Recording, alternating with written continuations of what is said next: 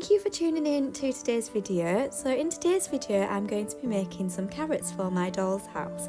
Now if you've been following my videos up to this point, you may be aware that my doll's house is a Tudor doll's house. Now, as I've been making some vegetables for my doll's house, I have been looking into the types of vegetables that people would have eaten in the Tudor era, and I am a little bit concerned because orange carrots may not have been around in the Tudor era. My research is telling me that carrots of that time would have been white or purple or black, and that carrots weren't really eaten for the bit of the carrot that we eat today, but rather the tops of the carrots were used sort of as herbs.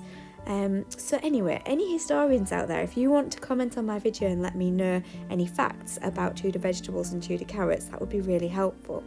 I have decided to still make orange carrots because I'm going to share them with my mum, and orange carrots will be perfect in her doll's house. And also I have read that orange carrots were around in the Elizabethan era, so hopefully this means that these carrots can sit correctly in my doll's house and still be historically accurate. So as you can see, I've started by making 3 different shades of orange. So the one on the left was the original piece of polymer clay, which was orange straight out of the packet. The middle one I've added white to make it that paler colour, and the end one I've added some darker orange chalk pastel to, so that it will become a darker colour. The reason that I've made these 3 shades is because I'm hoping to wrap them together so that the insides of the carrots are a slightly different colour, like a carrot would be in real life, so that if I decide to cut through one of my carrots and have some chopped carrots on my dinner table in my doll's house, they will still look accurate. Let's see how it goes. So I started by taking the lightest colour, because that was going to be the centre of the carrot, and I rolled it between my palms to make it into a sausage shape. I was very much making this up as I was going along. I then took the original orange colour and started to spread that out. At this point, I thought to myself, I really need to invest in a polymer clay roller, which I think is just like a little acrylic cylinder, but I have not got one. So I couldn't roll this out. So instead I started to flatten it with my fingers, and I very quickly realised that I should have used a smaller blob of the lighter colour and a larger blob of this original colour, because I didn't have enough of this and it was becoming too thin as I spread it out. So if you're following this thinking, oh great, a tutorial, I'm really sorry, because I've obviously just shown you how not to do it. What a mess. So if you are following this and you're wanting to make your own, what I've learnt is you need to use a thin piece in the middle, so a thin piece of the lighter colour in the middle, and then wrap it in a piece of full-sized orange that's been rolled out nice and neatly with an acrylic roller. And then I had saved some of the lighter colour, so I then wrapped this again. So I wanted a layered effect basically, but this just isn't how to do it. And then I wrapped the outside in the darker colour. I did such a bad job at this that I am actually laughing myself as I'm watching it back and recording the narration. I can't believe what a mess. So that was meant to be a really nice, neat, rolled and layered effect. A bit like a sausage roll. That looks terrible. But anyway, not to worry, I persevered, I carried on, we learn from our mistakes. And so I tried to patch it up a little bit, as you can see here. The camera work's not even in focus, so I'm sorry if you're watching this video expecting a really perfect video, but hopefully you're enjoying it for the entertainment value. So I ended up with this mottled effect, and I then tried to neaten it up. And I added some cornflour because this helps it to stop being quite so sticky. As I'd been working with the clay, it'd become quite tacky because of the heat of my hands. So I added some cornflour to the outside because I wanted it to roll without it sticking to the tray that I was using. I'm actually working on a glass Pyrex dish, which is fantastic because it means that it doesn't stick, and it can also go straight into the oven on this dish when I'm ready to bake it. So I rolled this out with the aim of making it nice and thin. Now I also at this point realised that I had used so much clay that I was going to end up with absolutely loads of carrots. So as you can see, if you're new to watching my videos, I am very new to using polymer clay. I have already made some pumpkins and a chicken, and I've been happy with the outcome of both of them. At this point, I wasn't sure what the outcome of these carrots was going to be. So here, the tube of clay was probably about the diameter of a 5p piece, maybe a little bit smaller, and this was what it was looking like. It was this stage where I started to think actually a really thin piece of the lighter clay in the middle would have worked a lot better, because actually, if you look in the centre of a real carrot when you chop it into discs, it's got a lighter middle that's quite small, but then a wider area of the darker orange. Despite the fact that I wasn't 100% happy with the inside of this tube of polymer clay, I carried on anyway because I thought actually the outside is still looking the correct colour, so I can just keep the carrots whole. So as you can see, I kept rolling it and then chopping a piece off and rolling it again until I had the thickness that I wanted. When the tube of clay was almost the thickness of the carrots that I was aiming for, I chopped a bit off and then rolled it a little bit further to make the individual carrot, smoothing off the end so that it was coming to more of a point. I deliberately decided to make my carrots different lengths and slightly different shapes, because obviously when you're growing carrots and you pull them up from the ground, they're never all the same, and I wanted to make them look as realistic as possible. So you can see that as I roll these down to the point, the orange exterior of this tube of polymer clay covers right to the point, so it kind of hides that centre, but you can see with some of these carrots there's a slight swell to them, and that is because I didn't manage to completely cover the outside with the dark orange, and that's just because I did such a bad job when I was rolling out the clay initially, and obviously the fact that I didn't have enough of it. So if I'd have done that perfectly, it wouldn't have had the orange swell, although I quite like the multicoloured effect, especially because I'm not quite sure what colour these Tudor carrots are meant to be.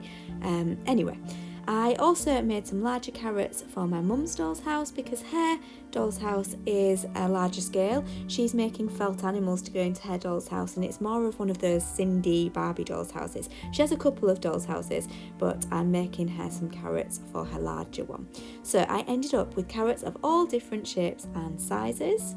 And before putting these into the oven, I wanted to do some finishing touches. So I grated some black chalk pastel, so sliced a little bit off it to make a chalky powder, and I rolled some of the carrots in this. And I wanted to do this so that it gave the impression that they'd been freshly pulled up from the ground and still had some of the mud on them. Now, I didn't do this to every carrot because I wanted some of them to look like they were ready to eat and to put onto the banqueting table. Now, you'll also notice that I used some of the leftover clay to roll it up because I thought it looked a little bit like sweet potatoes, so I made those to go into my mum's doll's house, and I also sliced some of the mottled clay because I thought that it looked a bit like bacon. So again, I've made some bacon rashers to go into my mum's doll's house. You can see them just in the top right hand corner of the screen there. I also used my scalpel to put some dints into the carrots. I felt like that edge was a little too clean though, so I also used my rounded tool to score into the edges of them, and this was what I basically had from using this orange clay. So I had my carrots, my muddy carrots, some sweet potatoes and some bacon rashers, and then there's also my pumpkins in the top left there. I make my things and then I keep them until I've got quite a few to put in the oven together, just to save on the electric bill, because I didn't want to just put 3 pumpkins in the oven. I wanted to put lots more in the oven at once to save energy. I also forgot to mention that I rounded off the top of the carrots and put a little pierced hole in them. I did try chopping this carrot up before putting it in the oven, but I found that it was a bit sticky and lost its shape. So I started to chop it up to make pieces of carrot, but then I decided to stop and actually chop it up after it had been baked. Into the oven it all went, following the instructions on the polymer clay packet, and then it was time to think about the carrot tops. So I had a couple of different ideas for the tops of the carrots. I started by looking at this wool and thinking I liked the colours of it, but how could I make it into the texture of carrot tops?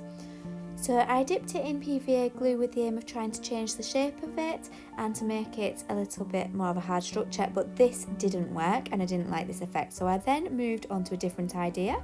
So for my next experiment, I chopped up some watercolour paper with the thought process that I was going to make tiny little bits covered in green ink, which I would then gather together and somehow mould into the carrot tops, into the leaves. But this was a bit of a disaster because whilst trying to drop this liquid watercolour pen that is like an ink onto the little pieces of paper, I actually pressed a little bit too hard and this happened. And when this happened, it went all over the table and it also went all over my chair. So I ran away to try and get some stain remover because my chair is fabric, and I can confirm that there is still green ink all over my white upholstered chair. So at this point I stopped and thought, I'm coming back to this tomorrow. The green paper went in the bin and I thought, I'm not returning to that method. So it is now the next day and it's night time, which is why it's a little bit of different lighting. By this point I had been working on the carrots for the full day before, and now it was night time and I was getting tired, and I was wondering if I was going to manage to finish these carrots, because actually it was my mum's birthday the following day and I really wanted to finish off her carrots so that I could give them to her for her birthday along with the pumpkins that I made for her. So there was a little bit of time pressure here and I wanted to get it finished. I used polymer clay and made it green by adding these colours. I did then add some browny grey coloured polymer clay that I had from a previous project to the green on the right, because the green was looking a little bit luminous. So I'll just show you that here. So I added that and mixed it in just to turn it down slightly. I then used these colour greens and rolled them out to make the stalks for the carrot tops. And I then had a think about how to make the leaves. Now, I'm not quite sure why or how I came up with this idea, but I decided to open a tea bag that was matcha green tea, because I thought actually matcha green tea is pretty much made out of dried plants, and I wanted to give a textured effect to the leaves to give the impression of those really small sort of sprayed out leaves. So I used the clay to make the stalks, and I then used some clay to make flat leaves, which I dipped in this tea. This was very much an experiment. This tends to be how I work, where I experiment as I go along. It works out well sometimes and sometimes it doesn't, hence the reason why I've ended up with green ink all over my chair. Maybe if I was a little bit more procedural and planned things out a little bit more, that wouldn't have happened, but never mind, some things work and some things don't. As I was making these carrot tops, I wasn't happy with them. I didn't think they looked realistic enough. They were a little bit too chunky, but because I knew that I needed to have them finished by the next day, I did carry on because I thought it was worth seeing how they turned out. So I continued and put about 3 of these on the top of each of the muddy carrots, and I baked them in the oven. I actually baked them on a much lower temperature than is recommended because I was worried about putting the green tea into the oven. I didn't know if it would burn, I didn't know how it would react. So I don't really recommend using this method. I don't think that it looks good, but and I also don't know if you put it in at a slightly higher temperature if it would be safe. I don't know if it would set alight. I don't want to recommend that at all. So this is how I did it, but it's not how I recommend doing it. In hindsight, I think really good carrot tops could be made by using some herbs, some real herbs that are cut and then dried. I think that would be much better, and I think it would look really realistic. But obviously that takes a lot of forward planning because you would need time for those herbs to be drying out. So I'm kind of thinking a bit like the ones that are hanging above my doll's house fireplace. I think they would be perfect to go on the top of these clear carrots.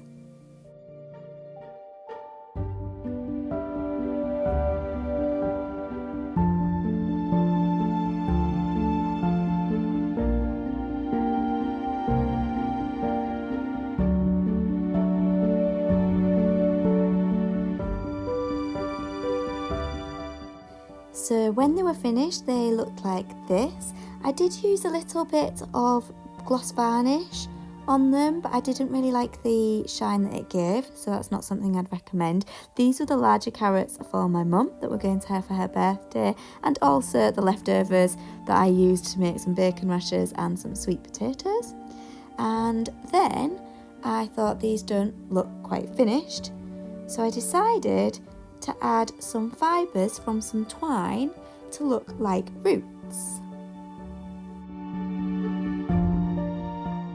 I just simply put a bit of Pritt stick onto the very tip of the carrot and then dipped it into these fibres. As you can see, a lot of them stuck, but it was quite fiddly. I also put some glue up the sides so that there would be some roots coming out the sides, and I then decided to leave the carrot to dry like this, covered in too many fibres, because I thought then I can just pull the ones off that I need to. Because it was so fiddly, it was easier to do it that way than to take the fibres off whilst the glue was still wet. So this was the carrot when the glue was dried, so I just gently teased away any fibres that I didn't want, and I just used a little pair of nail scissors to trim them to the length that I wanted.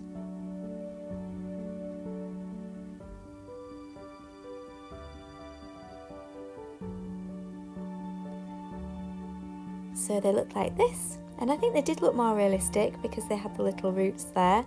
My cat decided to walk across them, and unfortunately some of the tops didn't withstand this, but never mind.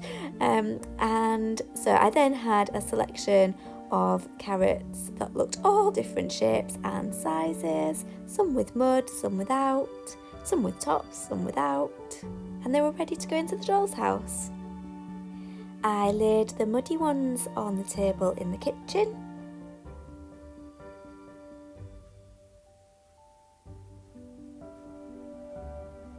And these ones on the plate were a chopped up carrot where I chopped it up after it had been baked. So I've just decided to leave them looking like they're ready to be served up onto the banqueting table. And I also put a few of the carrots without the tops onto a plate to go onto the table as well. Really, they could do to go onto maybe like a wooden serving board, I think, rather than a plate, because at the moment it looks like someone's having a full plate full of carrots, which isn't really what would have happened.